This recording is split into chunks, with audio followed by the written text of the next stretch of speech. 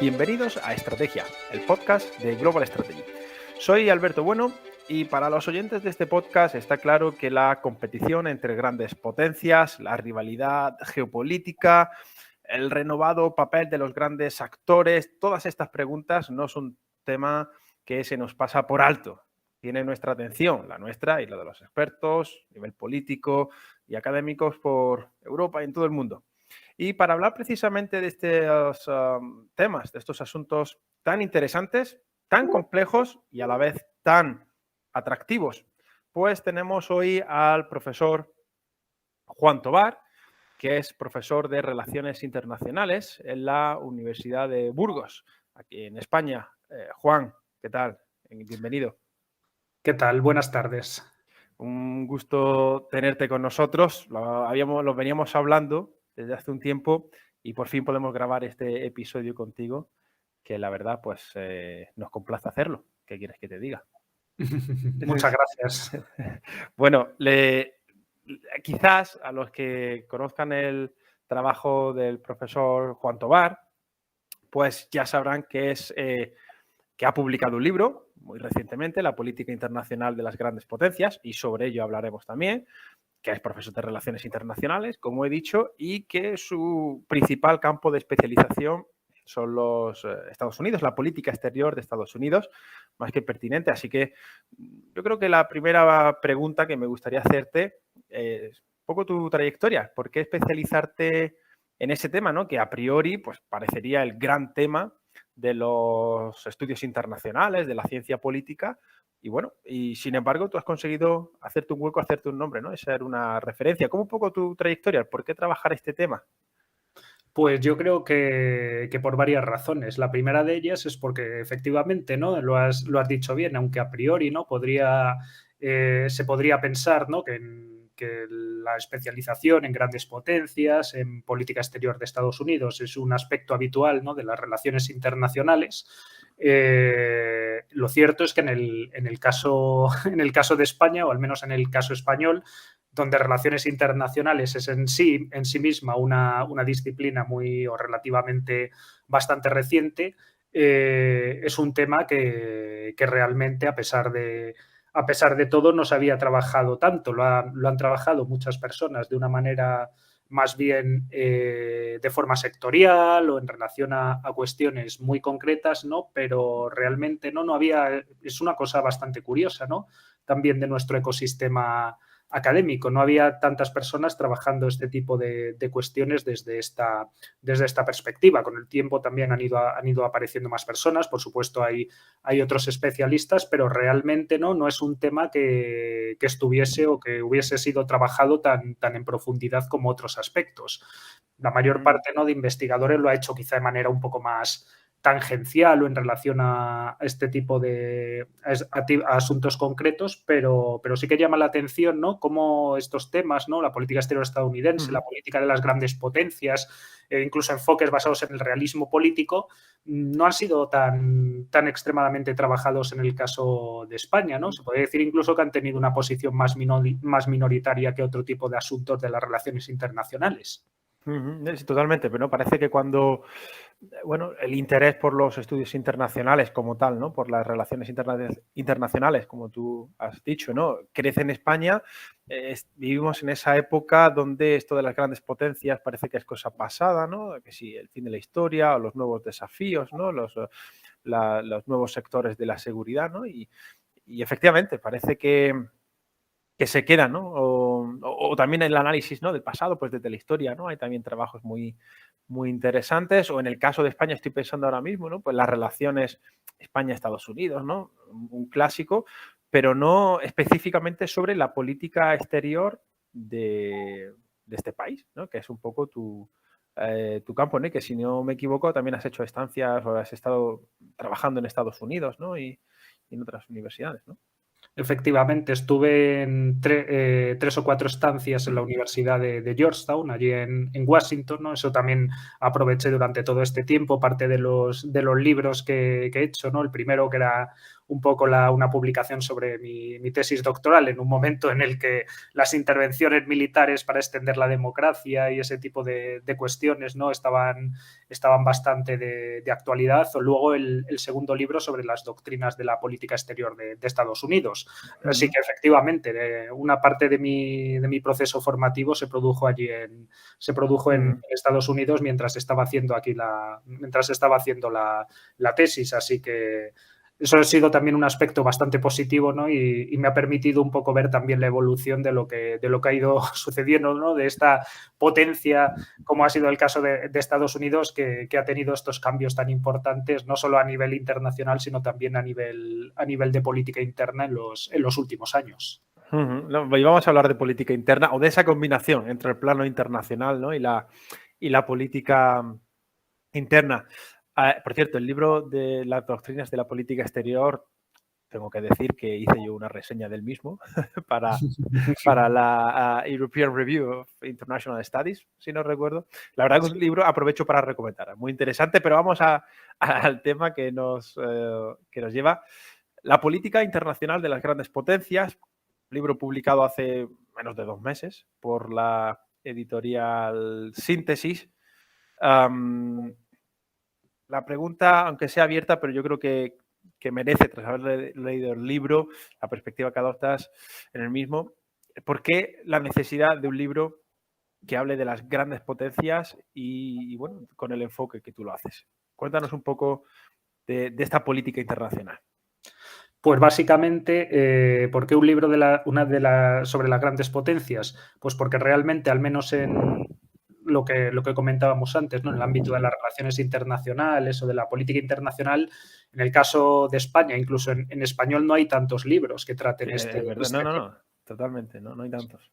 En el caso del mundo anglosajón, por ejemplo, sí que ha sido un tema, ¿no? Que ha sido más trabajado tradicionalmente, sobre todo en Estados Unidos, ¿no? Hay autores muy interesantes que han trabajado esta cuestión, ¿no? El propio Mearsheimer, que es uno de los autores más relevantes de realistas ahora mismo en Estados Unidos, ¿no? Es uno de los claros ejemplos, pero en nuestro caso no ha habido tantos estudios sobre esta materia. Esto en un primer lugar. Yo creo que solo eso, ¿no? Ofrece un cierto valor añadido, ¿no? Y más en un momento en el que el tema de las grandes potencias está volviendo otra vez a adquirir actualidad. Lo hemos tenido prácticamente en un segundo plano, en un segundo ámbito, ¿no? En las últimas décadas. Se ha estado quizá concentrando en otro tipo de temas en la disciplina, la globalización, incluso temas como, por ejemplo, la Unión Europea, el tema del terrorismo después del 11 de septiembre, ¿no? El tema de la construcción de estados, que yo también trabajé un poco desde la perspectiva estadounidense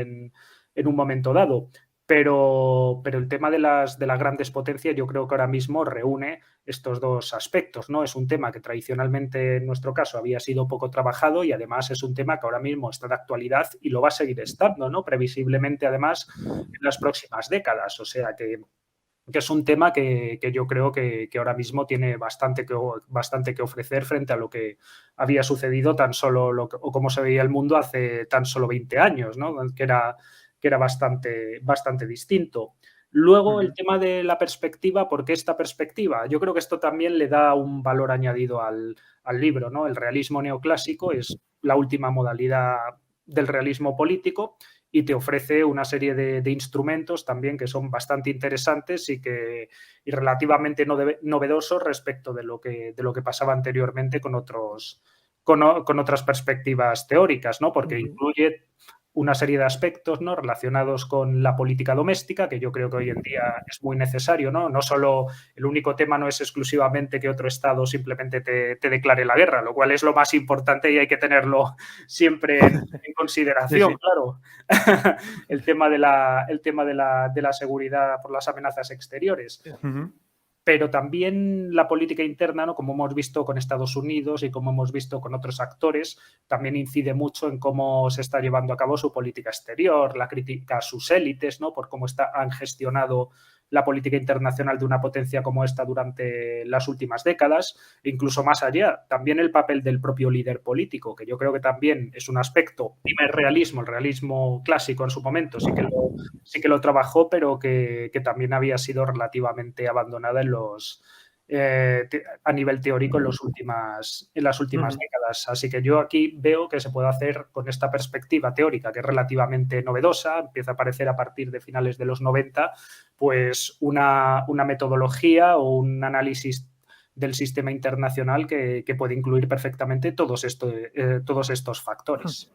Sí, claro, tiene esos distintos niveles de análisis. El realismo neoclásico, para que a lo mejor le quede un poco más lejos, pues trata de, a la hora de explicar la política exterior de un Estado, pues trata de atiende, ¿no? Pues tanto a las condiciones exteriores, las amenazas, los factores estructurales y demás, como a los domésticos, a la política doméstica, ¿no? Yo, una de las cosas ¿no? que me gustan, además particularmente me interesa esas cuestiones internas, ¿no? Que ayudan a explicar también al final los resultados de la política, ¿no? Porque una posición, yo creo que, bueno, eso es un aporte muy, muy interesante y que yo creo que hoy nos pueden dar también algunas coordenadas, algunas claves para entender precisamente de lo que, ¿no? de la posición que adoptan algunos de estos grandes países.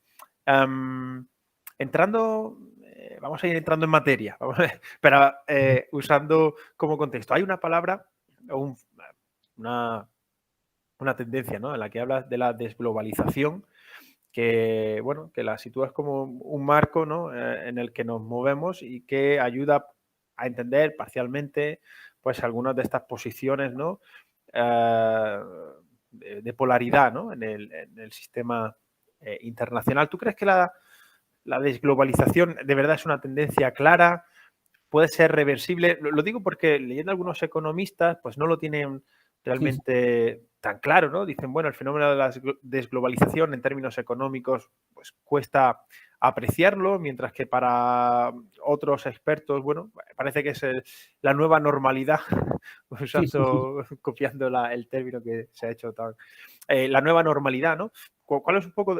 ¿Crees que es una tendencia de verdad clara o que quizás a propósito, pues no sé, de la presidencia de Trump o de otros liderazgos, que sea un paréntesis entre lo que realmente es un proceso de globalización mucho más asentado? Pues esa pregunta es muy interesante. Ahí, y además lo has planteado bien porque has hablado de los que han sido los principales protagonistas de este debate, ¿no? Que han sido principalmente los economistas, los expertos en ciencia política o en relaciones internacionales. Realmente, ¿no? Sí que sorprende lo poco que han analizado las implicaciones o las consecuencias de este tipo de fenómenos, ¿no? La globalización en su momento sí que se habló mucho en los años 90, ¿no? Que era cuando estaba este fenómeno, bueno, el estudio de este fenómeno y los principales debates más en boga. Sí que hubo expertos en ciencia política, en relaciones internacionales, ¿no? Que hablaron de las consecuencias que tendría para el Estado, para el papel del Estado. Pero realmente, ¿no? Sobre la desglobalización, la primera cuestión que llama la atención es el limitado papel que han tenido los expertos en nuestra materia. A ver, para tratar de no simplificar, ¿no? Yo creo que esto también es una cuestión compleja. Desde luego no hay desglobalización en todos los ámbitos.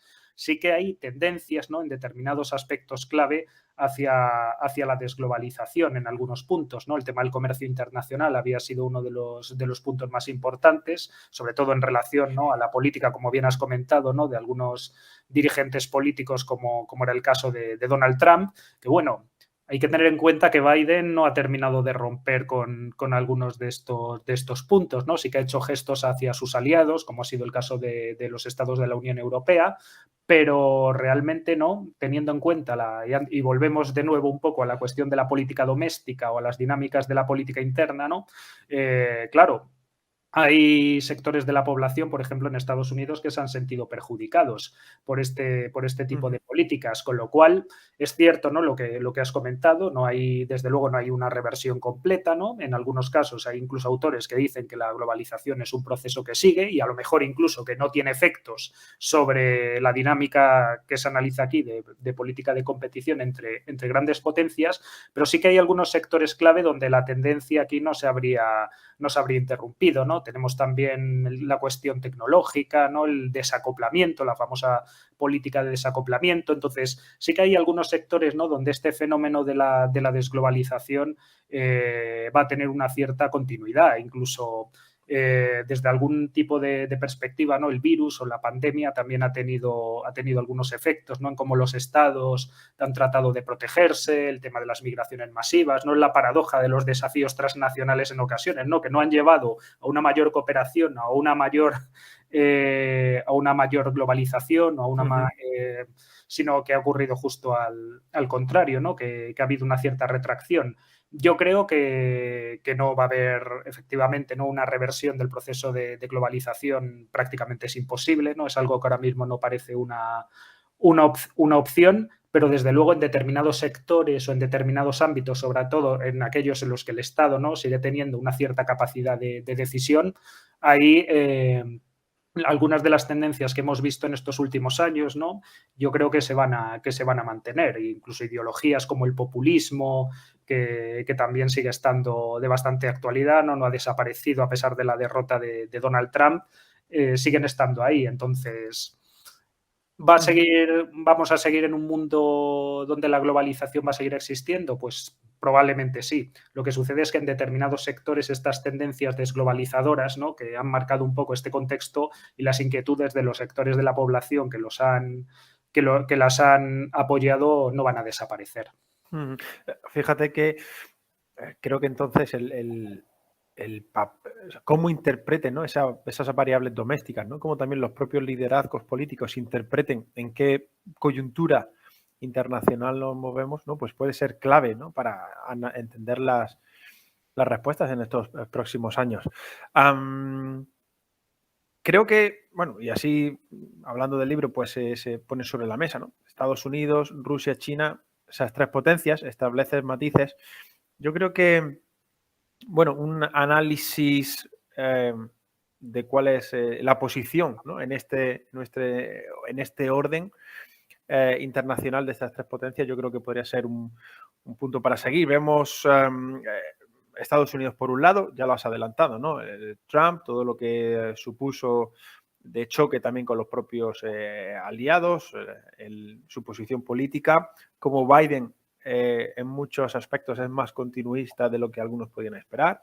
Por otro lado, Rusia, ese liderazgo claro de Putin, más las incertidumbres futuras que pueda haber, que algo comentamos, por ejemplo, en el episodio sobre la geopolítica y pensamiento estratégico de Rusia, ¿no?, con José Pardo de Santayana, el coronel del IE-3, y luego China, ¿no?, esa potencia, ¿no?, asiática con ya aspiraciones globales. No sé qué, me atrevería a seguir por ahí, aunque la pregunta es ambiciosa y amplia, ¿no? Pero un poco, ¿cuál es tu perspectiva en este nuevo orden de estas tres potencias, ¿no? ¿Dónde sitúan sus principales fuerzas o aspiran a hacerlo? Sí, pues sobre cada una de ellas, en primer lugar, el caso estadounidense, que es lógicamente el que más he trabajado y conozco mejor. Estados Unidos, ¿no?, ahora mismo está evolucionando en su posición en el sistema internacional. No quiere decir que vaya a dejar de ser la primera potencia del sistema internacional. Yo creo que tiene una serie de fortalezas que le van a permitir seguir siéndolo, pero sí que tiene una serie de elementos, tanto a nivel internacional como a nivel de política interna, que pueden hacer que su posición varíe, ¿no? La política exterior de Estados Unidos hoy en día no es la que tenía hace 20 años, ¿no? Esa que conocíamos también de expansión de la democracia, de sus valores ideales, de una posición unipolar, donde era la única potencia capaz de marcar la diferencia.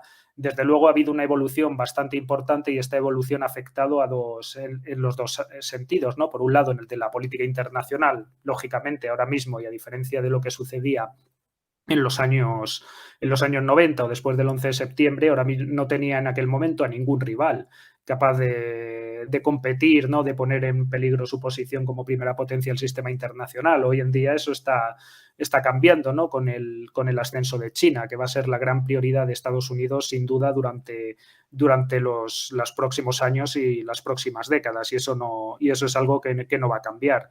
Eso a nivel internacional, ¿no? Hay una estructura de poder diferente y eso ya no es que lo diga yo, es que lo dice esta guía, ¿no?, para la seguridad nacional interina que sacó la propia administración de Joe Biden, ¿no?, donde se refería a que el cambio en la estructura de poder a nivel internacional iba a tener una serie de consecuencias. Y aquí el tema de China es claramente el punto principal de su política exterior. Pero es que, claro, también ha tenido cambios en nivel de la política interna, ¿no? Antes comentábamos la cuestión de la desglobalización, las críticas a la política comercial que ha tenido Estados Unidos, pero además de eso, ¿no?, hay una serie de críticas que se han hecho de manera muy importante, que son compartidas ampliamente a nivel social, pero también en los principales partidos políticos de Estados Unidos, sobre cómo sus élites han estado gestionando su política exterior. Ujú.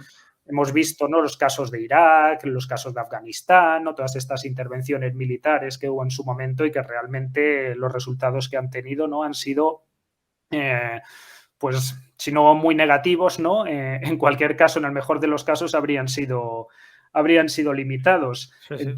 Entonces, claro, aquí hay una serie de elementos, por eso digo también lo de tener en cuenta la política interna, que están marcando el cambio de posición por parte de Estados Unidos.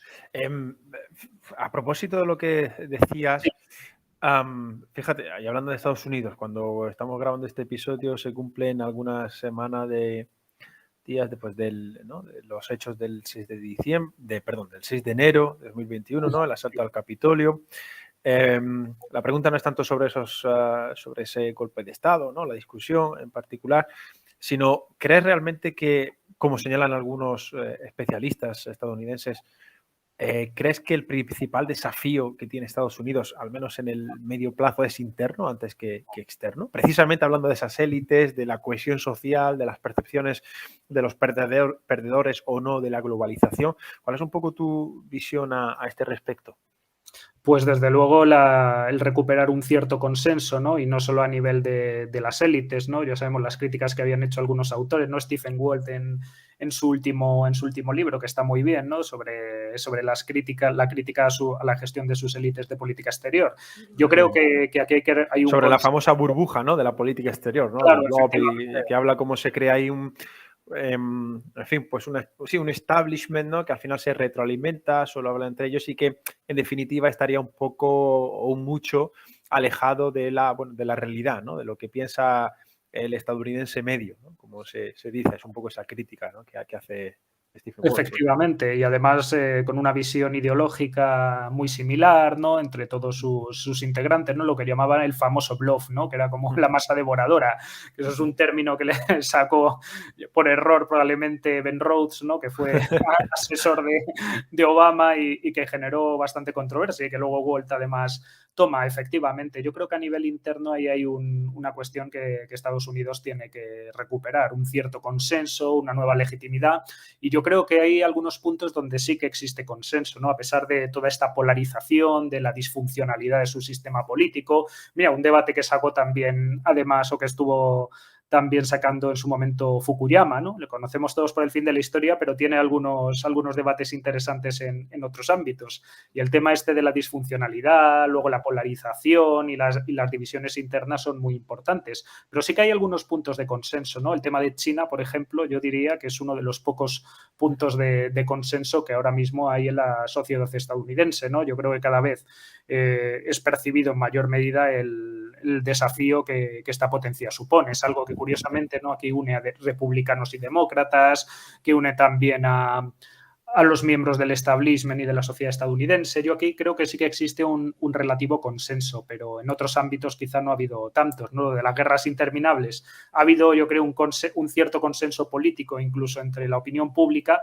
pero no, las élites de la política exterior ahí han estado más divididas sobre este tipo de aspectos, pero efectivamente yo creo que la cuestión del recuperar el consenso, ¿no?, la legitimidad de su política exterior es uno de los grandes desafíos, pero en cualquier caso lo que yo creo que sí que hay que tener claro es que la política exterior estadounidense de los próximos años va a ser bastante diferente de la que hemos visto durante los inicios de la posguerra fría, ¿no? A pesar de los discursos de Biden, tema de democracia, ¿no?, tema de otro tipo de cuestiones, hay una serie de diferencias que hacen que esta política exterior estadounidense vaya a ser diferente y que Estados Unidos, por así decirlo, vaya a ser una potencia menos excepcionalista, ¿no? Menos creyente en su concepto de la excepcionalidad, de que es una potencia diferente de las demás y que tiene una misión que cumplir, y más quizá como una potencia, una gran potencia en un sentido más tradicional. Porque eso además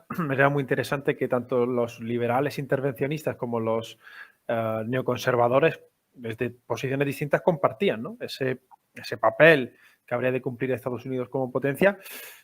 Tú lo que consideras es que, digamos, estamos asistiendo, al menos así parece, ¿no? Como al ocaso de esas visiones, ¿no? Quizás en pro más de un Estados Unidos más realista, desde el punto de vista de la teoría de las relaciones internacionales. Yo creo que va a ser un Estados Unidos más realista, pero entre otras cuestiones porque los hechos, ¿no? El ascenso de China, las cuestiones de poder y demás van a cambiar están cambiando ya esta política, ¿no? Un presidente que haya tratado de distanciarse más, aunque sea en la retórica, ¿no? de su predecesor, como es el caso de Biden respecto de Donald Trump, es difícil, y en cambio su política exterior no ha sido tan diferente, ¿no? Hay muchos puntos de continuidad y muchos puntos en común. Yo no creo que estas ideologías o estos grupos ideológicos, ¿no? Liberales intervencionistas y neoconservadores, ¿no? Que creen más en el tema de la idea de Estados Unidos como la nación indispensable, ¿no? En que la expansión de sus valores ideales, incluso por medio de la fuerza, ¿no? Si fuese necesario, vayan a desaparecer, ¿no? Formó parte del ideario estadounidense durante bastante tiempo y van a seguir ahí. La cuestión es que, lógicamente, ¿no? Debido a las circunstancias, debido también a estas cuestiones de mayor relevancia en términos de seguridad, el tema de las grandes potencias, la cuestión de China, va a hacer que esto vaya a cambiar. Ahora mismo no, Estados Unidos no está en una posición como la que tenía hace 20 años, donde a lo mejor se podía permitir realizar este tipo de políticas. Ahora mismo yo personalmente no lo veo y creo que sí que va a haber un cambio en este sentido. Ojo, no van a desaparecer. La propia administración de Biden, lo digo, también es interesante eso, hay que tenerlo en cuenta. La propia administración de Biden está llena de dirigentes que tienen este tipo de convicciones ideológicas, ¿no? Tanto Blinken como Sullivan, ¿no? Entre otros, aunque esté más dedicada a cuestiones de política interna, Samantha Power y Susan Rice, ¿no? Que lógicamente son partidarias de este liberalismo intervencionista. Están ahí. Lo que pasa, ¿no? Es que parece que la política exterior de esta administración al menos no va a venir o está siendo más marcada por las preferencias del propio presidente y por estas necesidades que estamos comentando, tema de China y demás. Leyendo el libro se me ocurría, me venía esta idea y escuchándote ahora también, a la hora de analizar o de entender, ¿no? Mejor dicho, la política exterior de una potencia como Estados Unidos, tanto desde el punto de vista del analista, ¿no? Como del líder político, como del ciudadano, es más abierta. Es decir, los debates pues están en sus think tanks, se pueden seguir, sus medios de comunicación a través de, no sé, del Washington Post o de la CNN. Sí, podemos, aunque quizás sean más afines a ese establishment, como diríamos, pero también algunos de los escándalos o de las mayores críticas hacia, pues hacia acciones de Estados Unidos en el exterior, pues se leen en estos medios de comunicación, ¿no? Recuerdo hace unos meses, pues a propósito de un bombardeo con drones en Siria, por ejemplo, ¿no? Una investigación del Washington Post espectacular. A lo que voy es que, en cierta manera, es transparente, por supuesto, con todas las reservas que se le quieran poner, ¿no? Pero y que puede ser aprensible, que sea reconocible y ser conscientes también de las debilidades que tenga el propio sistema en cuanto que institución o en cuanto que liderazgos. Y claro, esto, para lo bueno y para lo malo, no está presente o es más herméticos en las otras dos grandes potencias, en Rusia o China. No sé hasta qué punto esto es decir, hasta qué punto se pueden quizás exponer las debilidades que pueda tener Estados Unidos hasta pensar que quizás Estados Unidos es más débil que las otras potencias, por una mera cuestión de percepción, de que se habla de ello. Y quizás en los otros estados, la propaganda, las noticias que nos llegan, etcétera, claro, están pues la propia naturaleza autoritaria de los regímenes, pues están más Claro. alineadas, ¿no? No sé, también desde el punto de vista de tu posición como investigador, ¿no? A la hora de abordar estos temas como haces en el libro, pero más en general, ¿no? ¿Cómo nos situamos en esa tesitura de sistemas abiertos versus sistemas cerrados, ¿no? En este caso de las grandes potencias, porque hay se marcan una diferencia sustancial.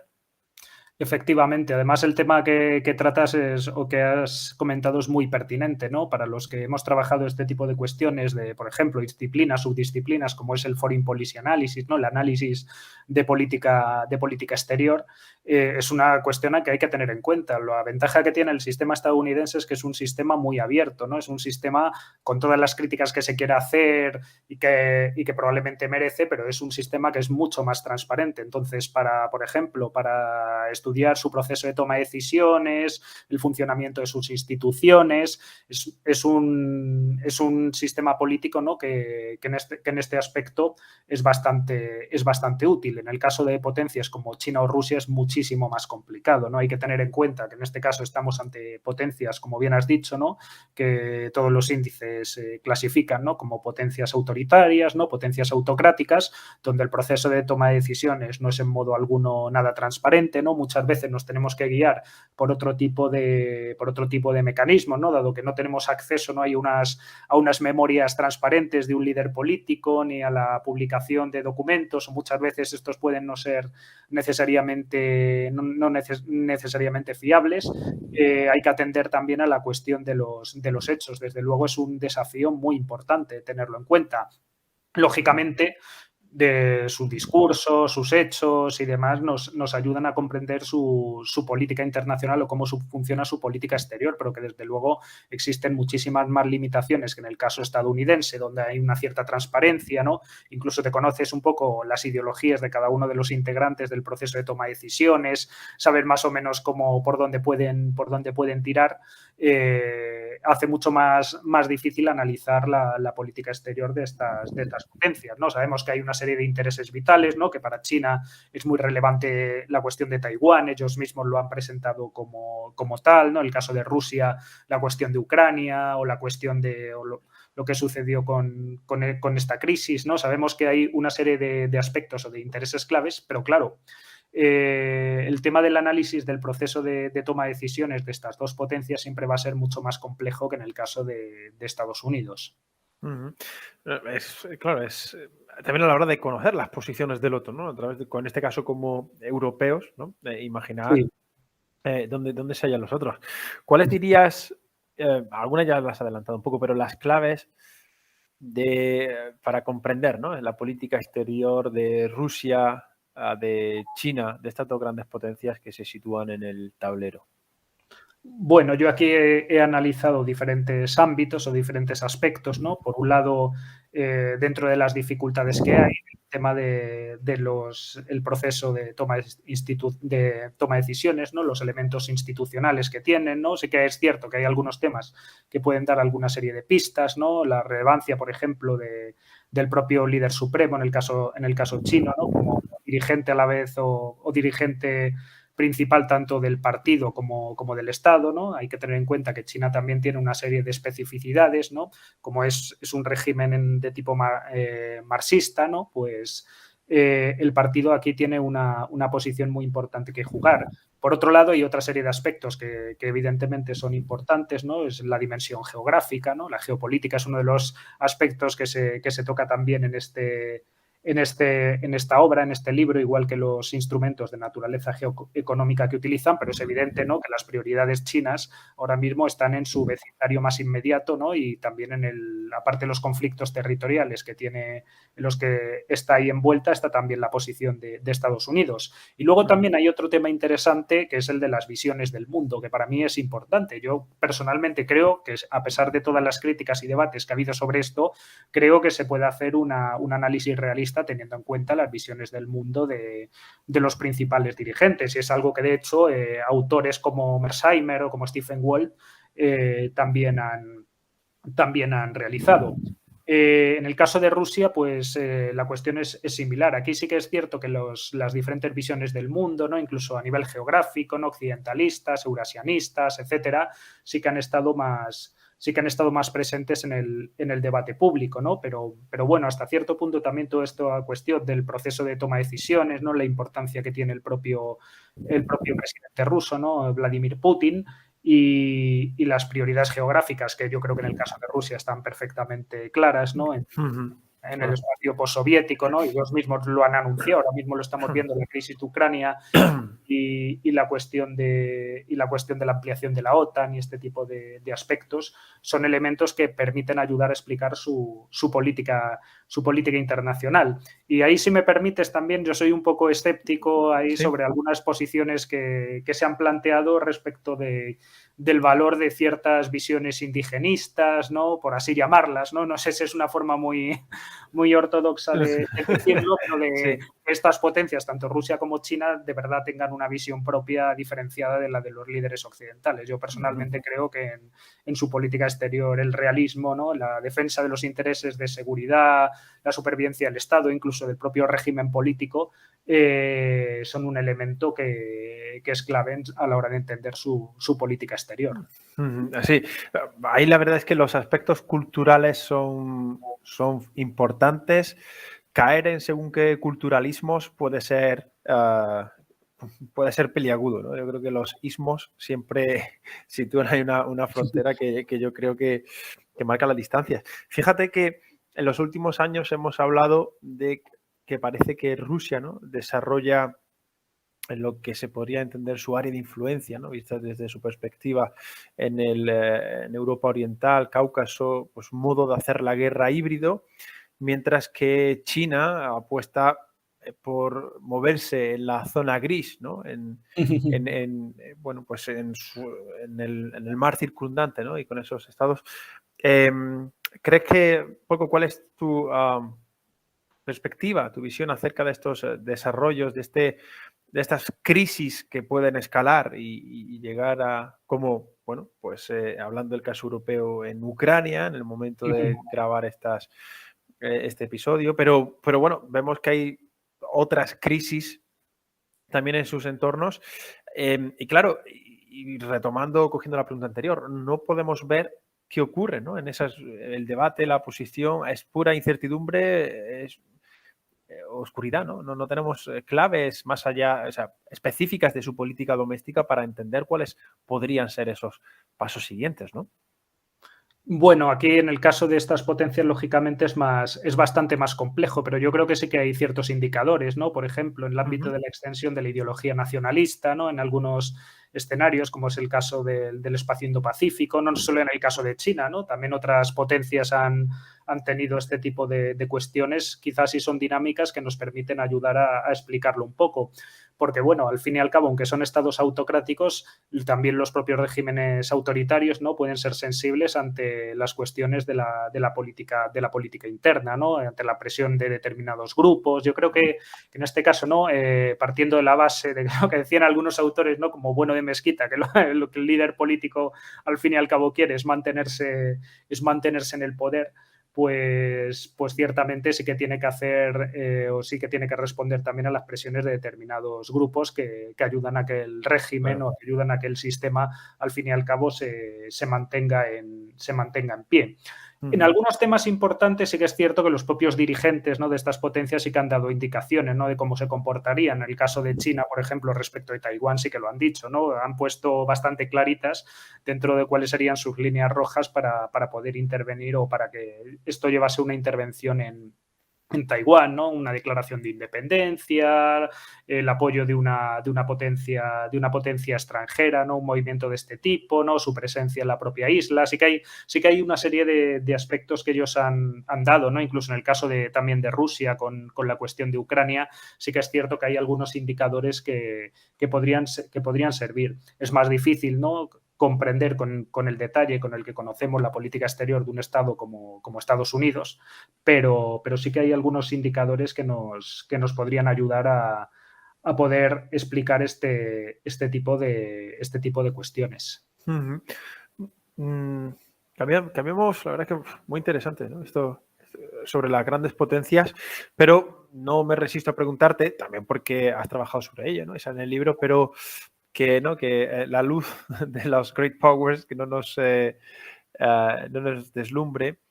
¿Cuál es la posición? ¿Dónde quedarían entonces esas potencias medias europeas, esas potencias regionales, respecto a estas grandes potencias? ¿Meros acompañantes, meros aliados circunstanciales? ¿Tendrían una posición propia? ¿Cuál es cómo ves la posición de estas potencias medias, pues como Francia, Reino Unido, Japón, Brasil, India? Sí, yo creo que tienen en los diferentes, bueno, hay que diferenciar entre unas potencias de otras, ¿no? Pero sí que es cierto porque cada una tiene su propia línea, ¿no? Su propio ámbito de actuación y su propia... Pero hay situaciones en las que efectivamente, ¿no? Las propias potencias regionales han sido perfectamente protagonistas de alguno de los conflictos, ¿no? De la competición con otros estados que se han dado en regiones concretas, ¿no? Y hay ejemplos bastante claros. En el caso de la región, vamos, del Próximo Oriente, norte de África, por ejemplo, ¿no? Esta competición entre Arabia Saudí e Irán es, vamos, bastante explicativa, ¿no? De este tipo de aspectos, ¿no? Aquí las potencias regionales han tenido una importancia bastante determinante en algunos de los conflictos de la región, por ejemplo, los derivados de la primavera árabe. Incluso en algunos casos, ¿no? Más que las propias grandes potencias, ¿no? Si no han tenido un interés particularmente relevante, las propias potencias regionales sí que han podido actuar, ¿no? En el caso de la región también Indo-Pacífica, hay potencias regionales que tienen una importancia bastante destacada, ¿no? El caso de Japón, que has comentado, el caso de la India. Aquí hay una serie de ámbitos geográficos en los cuales sí que han tenido un cierto protagonismo, ¿no? Incluso determinante. El caso de Irán y Arabia Saudí, Turquía, ¿no? En algunos escenarios también de conflictos han sido bastante importantes. Lógicamente, ¿no? La capacidad o los recursos que estas potencias tienen para permear el sistema internacional y para marcar la diferencia no es el mismo. Las grandes potencias, ¿no? Siempre van a ser más importantes o más relevantes a la hora de hacerlo que estas potencias regionales, pero en sus diferentes ámbitos de actuación, desde luego, sí que han tenido, en algunos casos, sí que han tenido un papel bastante destacado.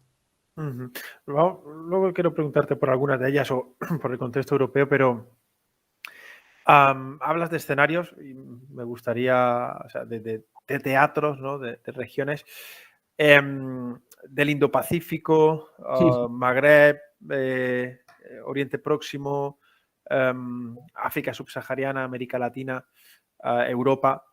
Desde tu punto de vista, y sin tampoco querer hacer una graduación, ¿no? Una escala, ¿crees que el Indo-Pacífico es el escenario de confrontación entre potencias, grandes potencias, entre potencias medias por excelencia del siglo XXI? Es decir, que ese pivot to Asia que ya dijera Obama, etcétera, tiene pleno sentido.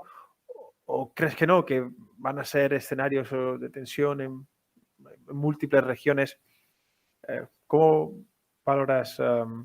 Ya te digo, sin tampoco querer caer en una graduación de los mismos, ¿no? Pero ¿crees que ese escenario Indo-Pacífico está llamado a ser por excelencia, ¿no? el siglo XXI y que las grandes crisis o algo peor podrían, ¿no? acontecer allí?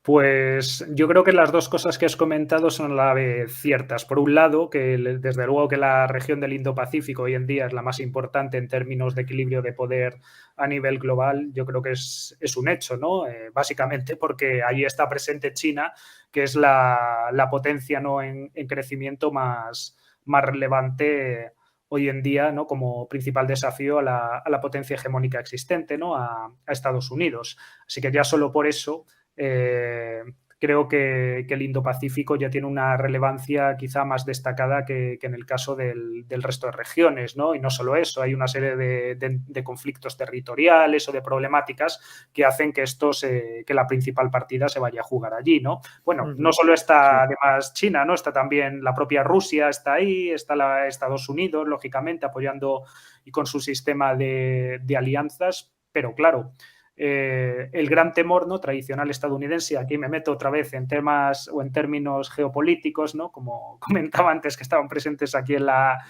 en la obra, y es que si efectivamente China consolidase, ¿no?, su posición hegemónica en la región, al menos ahí eso lo han comentado autores como Mearsheimer, esto le permitiría con mayor facilidad proyectar su poder en otras regiones del sistema internacional. Y tradicionalmente, por ejemplo, la región que Estados Unidos siempre había tenido como su región más relevante en términos de seguridad, al menos antes de la Segunda Guerra Mundial, ha sido el hemisferio occidental. Claro, el temor que algunos han planteado es que si China se hace se convierte en la potencia más relevante y consigue excluir a Estados Unidos de Asia-Pacífico, podría competir con él en otras regiones, ¿no?, que realmente podrían ser incluso más relevantes. Yo creo que en el caso del Indo-Pacífico sí que es cierto que es donde los equilibrios de poder futuros, ¿no?, y la propia competición entre potencias es desde luego el escenario más relevante, ¿no? Algunos autores bastante interesante porque historiadores incluso lo han comparado, ¿no?, con el periodo previo a la Primera Guerra Mundial, ¿no?, esta situación de equilibrio europeo, competición entre potencias, etcétera.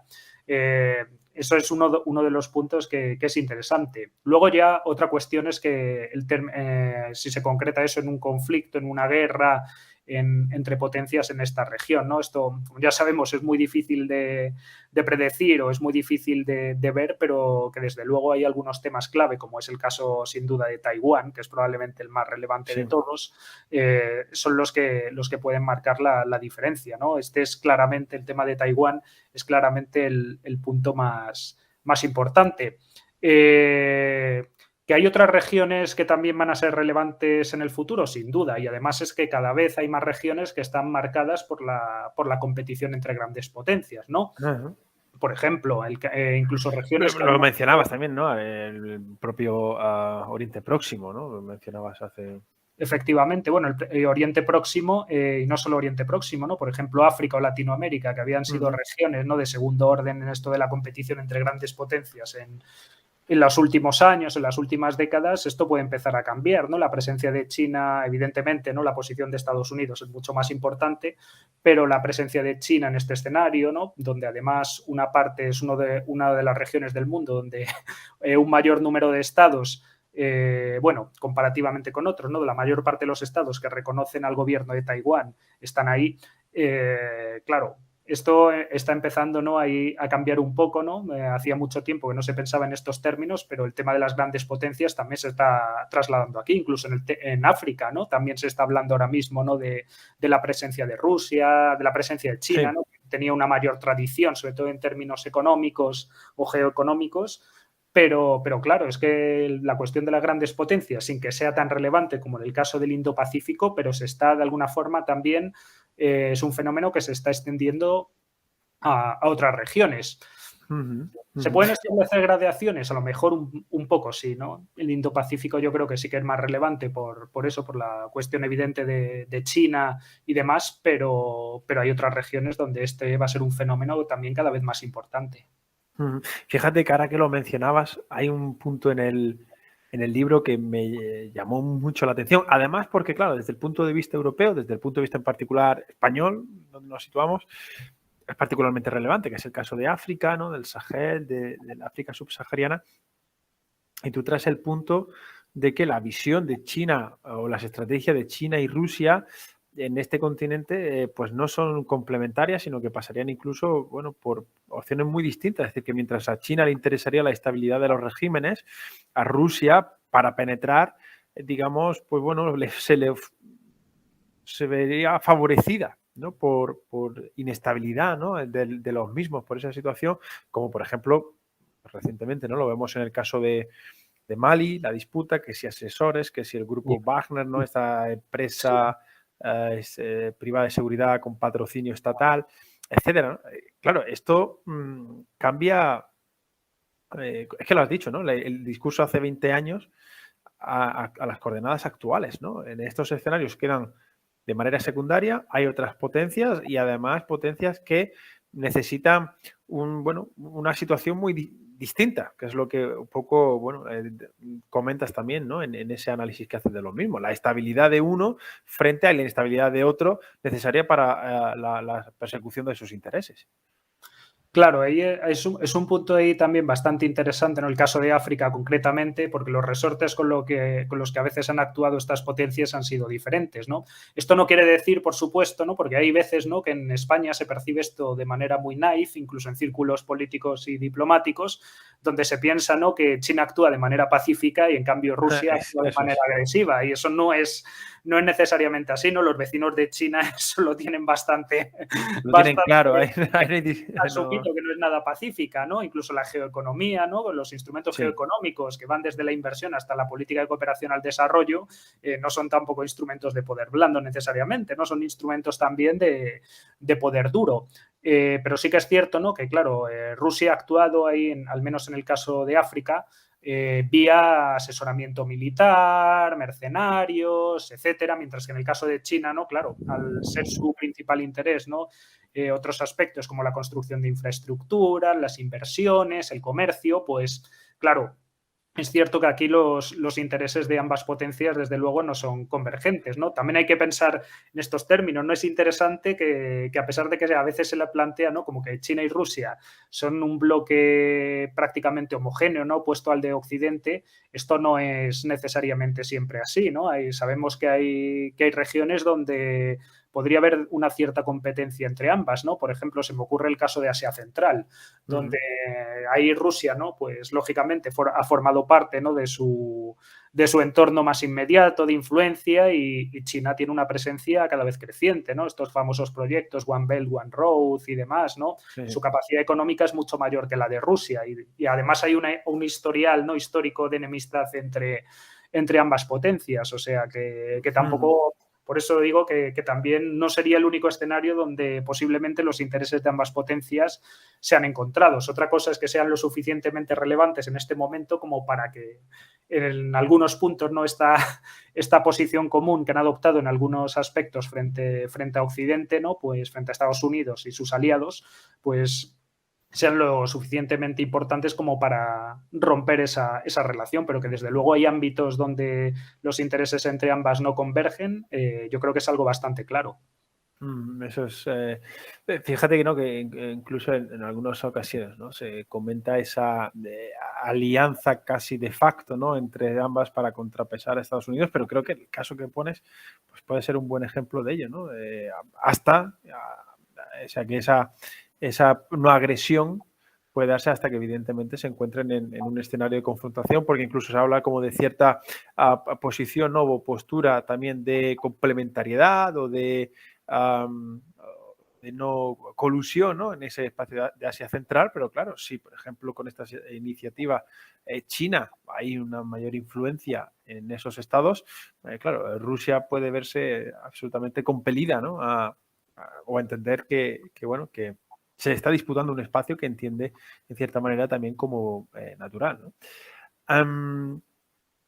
La verdad es que este tema, vamos, como todo, ¿no? Es muy interesante porque ve muchas veces, ¿no? Como lo ha señalado, partimos como de posiciones muy simples, muy maniqueas, ¿no? No sé Sí. si es quizá la palabra correcta, pero te das cuenta que, bueno, que no aguanta mal, ¿no? El contacto con la realidad, ¿no? Este tipo de análisis cuando se va a esas posiciones naif o tan sencillas, ¿no? Sí. La pregunta o preguntas siguientes y por decirlo, el último bloque, pero es obligada porque hay que hablar de Europa, hay que hablar... Sí. Vuelvo a hacer aquí una referencia al libro de la política internacional de las grandes potencias, vale que lleva ese título, pero yo Sí. lo leo y digo, bueno, y al final esto, la Unión Europea y los Estados europeos, ¿esto dónde estaban? Sí, hay un apartado, hay un epígrafe, quienes nos escuchan, hay un epígrafe dedicado, pero al final queda claramente, ¿no? O bueno, no es tampoco el punto focal de la obra, ¿no?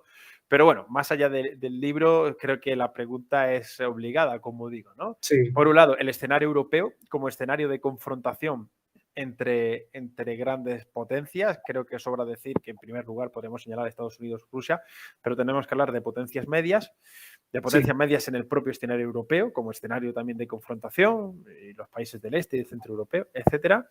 Y luego Sí. una última pregunta, la dejo para más adelante o la enganchas, como tú prefieras, que sería la Unión Europea como actor, porque, bueno, estamos hablando de estados, pero ahí de Claro. repente se cuela este sistema político sui generis, Sí.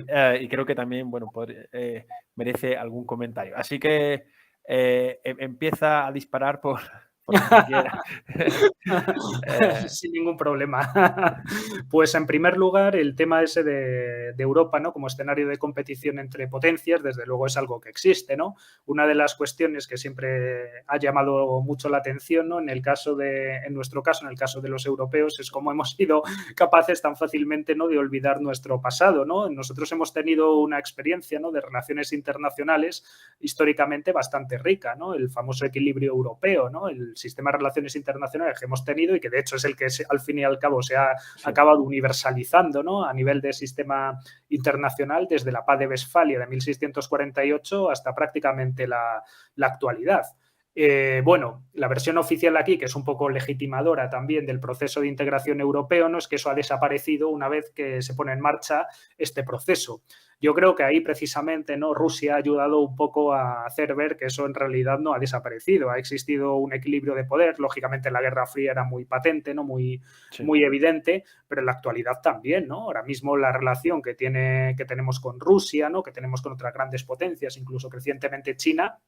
Aquí se puede observar que estas cuestiones de competición entre potencias, equilibrio de poder y demás no han desaparecido. Otra cosa es que lo que haya desaparecido no es la capacidad de pensar estratégicamente a nivel europeo, que yo creo que es algo que sí que se ha debilitado bastante, ¿no? Incluso de comprender el sistema internacional actual, cómo funciona, incluso nuestra propia historia, ¿no? Que también ha funcionado con estos parámetros durante bastante tiempo. Entonces, ahí yo creo que ese es un punto bastante interesante, pero que desde luego es un escenario también el ámbito europeo de competición entre grandes potencias. Yo creo que es algo que sin duda, ¿no? Que es algo que hay que tener en cuenta.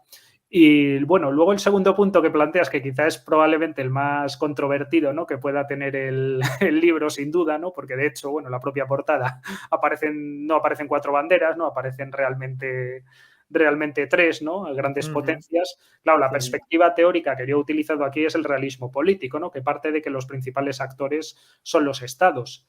Pero claro, la Unión Europea realmente, ¿no? En este sentido que yo utilizo, ¿no? Clásico de potencia, no sería una de ellas, ¿no? Es una organización internacional y que además no estaba pensada o en ningún momento estuvo pensada como para convertirse ni en una potencia, ni en una alternativa frente a Estados Unidos y China, ni en desarrollar una política de defensa propia en prácticamente ningún momento, ¿no? Ha sido otra cosa distinta, ¿no? Sí que es cierto que en sus orígenes, ¿no? Estaba la cuestión de la construcción de la paz en Europa después de las diferentes guerras no previas, pero claro, yo no creo, al menos por mucha ambición que haya con temas como la autonomía estratégica, con la que, como bien sabes, soy bastante crítico, tal y como se está desarrollando, ¿no? Hay otra serie de entidades, ¿no? Que responden quizá mejor a esta lógica de seguridad y militar, como es el caso de la OTAN, pero yo creo que en este caso, al menos a nivel político y de seguridad, ¿no? A pesar de la posición de los propios líderes de la Unión Europea, no parece claro, ¿no? Que sea realista pensar que la Unión Europea sea un foco de poder comparable, al menos en el ámbito político y de seguridad, al de estos otros actores. Si me permites, comparto esa visión y más allá, ¿no? Y bueno, es algo conocido, ¿no? Pero que yendo a esas variables domésticas y la propia percepción de las élites, evidentemente para los países del este europeo, centroeuropeos, buena parte de ellos, es que, claro, su garantía de seguridad no viene por parte de Europa, evidentemente. Claro. Y desde ese punto de vista, mientras que para otros estados más occidentales, bueno, pues entienden que sus intereses pueden pasar a través de la Unión Europea. Lo diría de otra manera, mejor dicho, ¿no? Que la Unión Europea puede ser un vehículo efectivo para la consecución de sus intereses. Estoy pensando pues, en el caso francés, que es quien desarrolla este concepto especialmente, ¿no? de autonomía estratégica. No sé si los estados europeos, y aquí sí que hablo de Francia, Reino Unido, aunque no sea Unión Europea, Alemania, aunque como se dice, es un país que haya renunciado, ¿no? a convertirse en potencia, aunque hay cierto debate interno, ¿no? acerca, pero bueno, yo creo que no. ¿Crees que, bueno, que pueden aspirar a desarrollar? Porque claro, si nos situamos en el escenario a desarrollar un papel más prominente, ¿no? No sé si Sí, la pregunta puede tener visos casi algo inocentes o ingenuos, pero me atrevo a lanzarla, ¿no?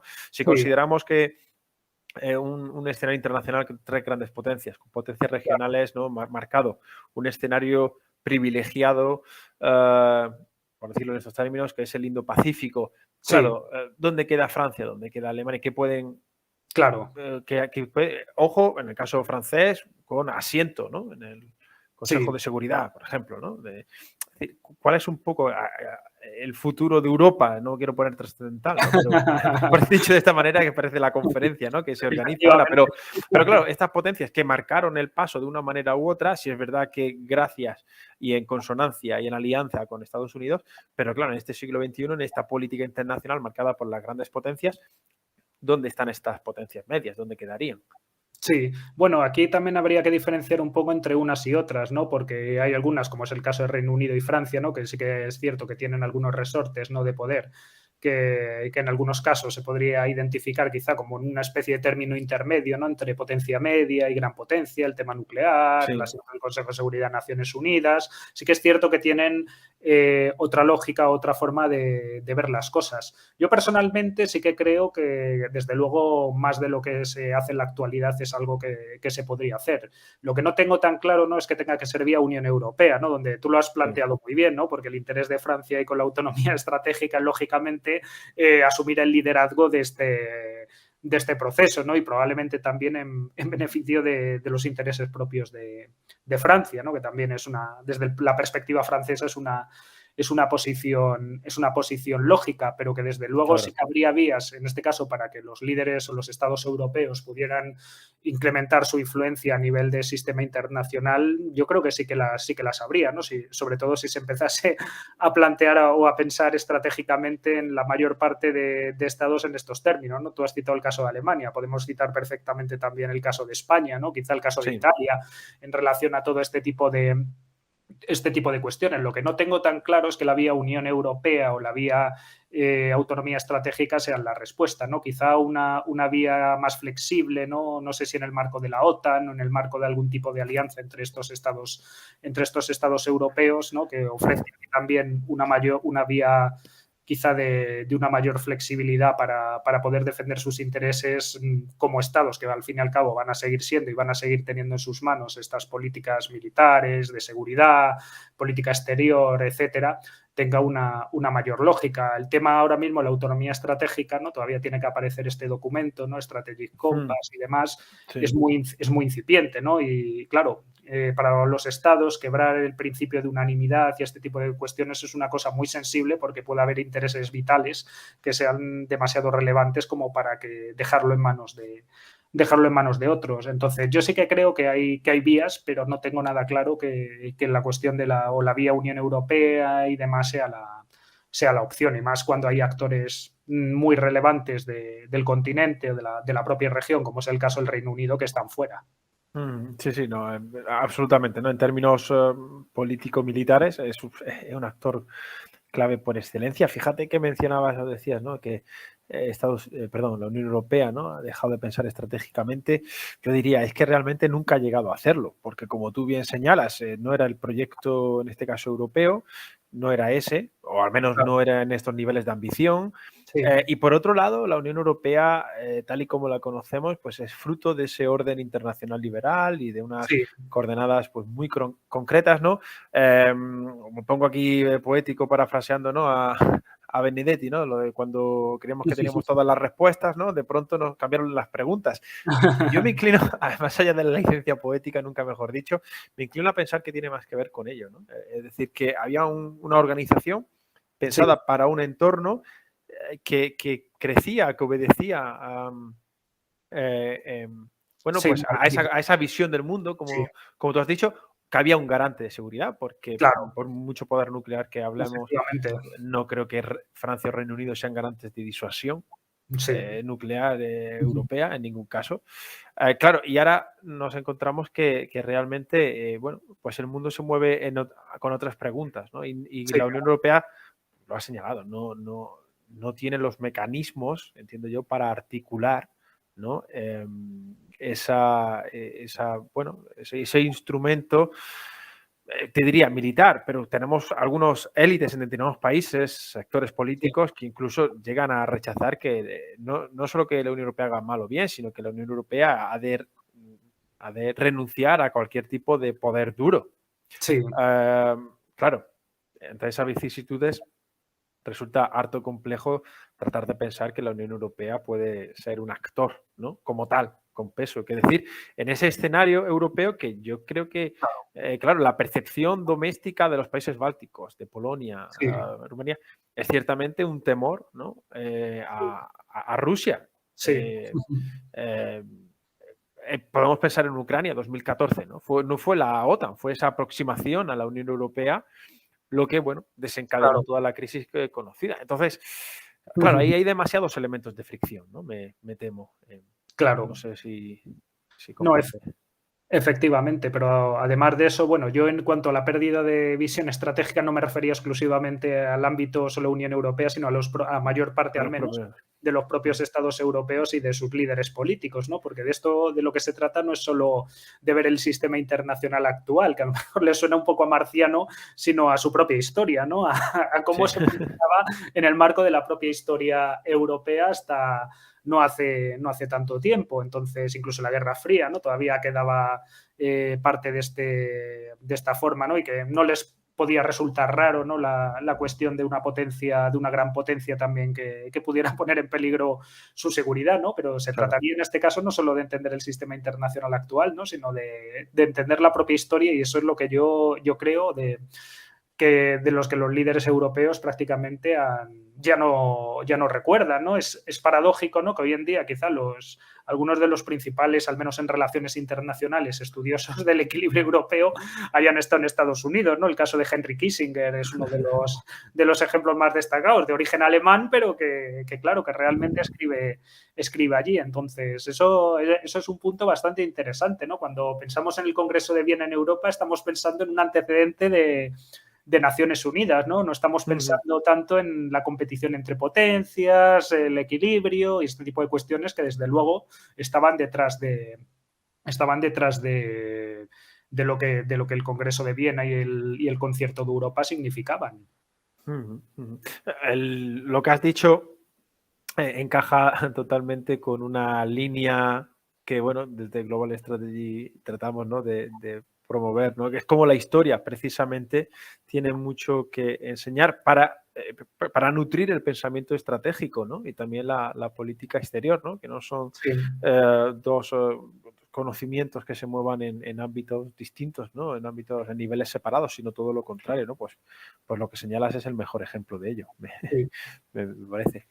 Bueno, pues Juan, no sé si algún comentario se te queda en el tintero, alguna cuestión quisieras resaltar o con esto podemos irse concluyendo, ¿no? La verdad que este episodio interesantísimo me parece.